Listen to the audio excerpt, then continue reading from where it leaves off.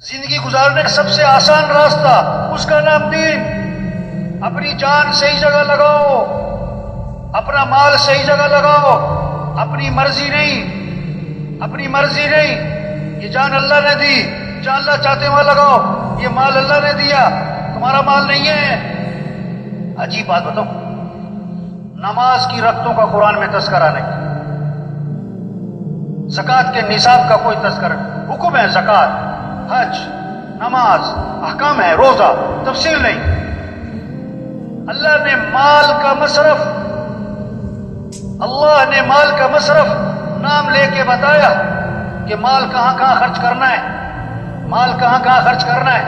نماز کی رکعتوں کا تذکرہ نہیں کیا، مال کا مصرف بتایا۔ وَآتَ الْمَالَ عَلَى حُبِّهِ، 6 مصرف بتائے، ذوی القربى واليتامى والمساکین وابن السبیل والسائلین وفی الرقاب۔ 6 مصرف بتائے۔ مالدارو، مال تمہارا نہیں، اللہ نے دیا، اس مال کو اس کے مصرف تک پہنچاؤ، اور یہ کوئی تمہارا احسان نہیں ہے، یہ ان کا حق ہے۔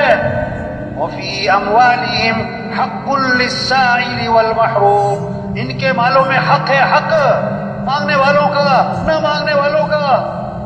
بعض ضرورت مند مانگ لیتے ہیں، بعض بہت ضرورت مند ہوتے ہیں، کسی کے سامنے اپنی ضرورت ظاہر نہیں کرتے، ان کو بھی پہنچاؤ۔ تو 6 مصرف بتائے۔ آت المال علی حبہ، ذوی القربى رشتہ دار، والیتامى یتیم، والمساکین مسکین، وابن السبیل مسافر، والسائلین مانگنے والے، وفی الرقاب گردنیں آزاد کرواؤ۔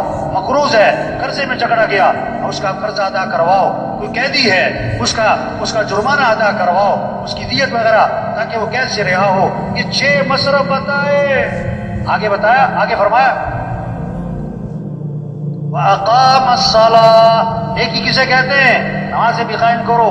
وَآتَ الزَّكَاةَ، زکوٰۃ بھی دو۔ ارے یہ 6 مصرف کیا تھے؟ یہ زکوٰۃ کے علاوہ تھے۔ آج شاید ہی کسی مالدار کو پتا ہو کہ زکوٰۃ کے علاوہ بھی 6 مصرف قرآن نے بتائے، اور شاید ہی کوئی مالدار ہو جس نے تقسیم کر رکھی ہو کہ اتنا مال رشتہ داروں پہ، اتنا مال مسافروں پہ، اتنا مال کیا ہے گردنیں آزاد کرانے پہ۔ 6 مصرف تقسیم کیے ہوئے ہوں زکوٰۃ کے علاوہ، شاید ہی کوئی ہو۔ تو خوبصورت زندگی ہے، دین، امن، محبتیں، خوشیاں۔ عبداللہ بن عباس رضی اللہ عنہ مسجد نبی میں ہیں، اعتکاف میں، ایک شخص کو دیکھا۔ دیکھو بڑی سمجھنے کی بات ہے، بڑی اہم بات ہے۔ اس کے پاس گئے اور فرمایا میں تمہیں دیکھ رہا کہ تم پریشان ہو، مجھے ایسا لگ رہا ہے تم پریشان ہو۔ واہ واہ، کتنا بڑا پیغام دیا ہے۔ جو کسی کا مسئلہ حل کر سکتا ہے، لوگوں کے چہروں سے اندازہ لگاؤ کون پریشان، کہنا نہ پڑے، کسی کو بولنا نہ پڑے، کسی کو آپ کے پیچھے نہ پھرنا پڑے، آپ اندازہ لگاؤ لوگوں کے چہروں سے، لوگوں کی زندگیوں سے کون ضرورت مند ہے کہ میں تمہیں دیکھ رہا ہوں تم پریشان ہو۔ میں نے کہا آپ نے صحیح پہچانا، میں پریشان ہوں۔ اچھا آپ پریشانی بھی سنو، پریشانی کیا ہے؟ میں نے کسی سے کچھ لینا ہے وہ دیتا نہیں، نہیں نہیں نہیں۔ پریشانی کیا ہے؟ میں نے کسی کا کچھ دینا ہے، اور آپ کی قبر کی طرف اشارہ کیا، اس قبر والے کی عزت کی قسم میں اس کے ادا کرنے پر قادر ہوں۔ یہ پریشانی ہے کہ میرے پاس دینے کے لیے کچھ نہیں۔ ہاں ابن عباس نے فرمایا اگر تم کہو تو میں سفارش کروں۔ دیکھو بہت سارے گڑبڑ کرتے ہیں، بھئی اللہ سے مانگو، بھئی اللہ سے مانگو، جو آپ کر سکتے ہو وہ بھی تو کرو۔ عبداللہ بن عباس نے یہ نہیں فرمایا کہ اللہ سے مانگو، کیا فرمایا میں تمہاری سفارش کروں کہ جی بڑی مہربانی، جوتی لی، مسجد سے باہر نکلے، چل پڑے۔ اس نے کہا راستے میں حضرت آپ تو اعتکاف میں تھے، بھول گئے؟ میں نہیں نہیں نہیں نہیں بھولا نہیں، مجھے یاد ہے میں اعتکاف میں تھا، اور پھر بھی میں نکل آیا۔ پتہ کیوں نکلا؟ واہ واہ، حضور کی قبر کی طرف اشارہ کیا، میں نے اس قبر والے سے سنا ہے، اور ابھی زمانہ زیادہ نہیں گزرا اور آنکھوں میں آنسو آ گئے۔